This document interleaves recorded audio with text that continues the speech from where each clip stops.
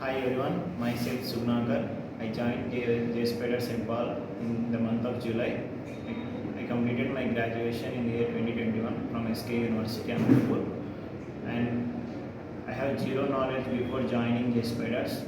Once I get here, I learned very much from scratch: Java, SQL, another web technology languages.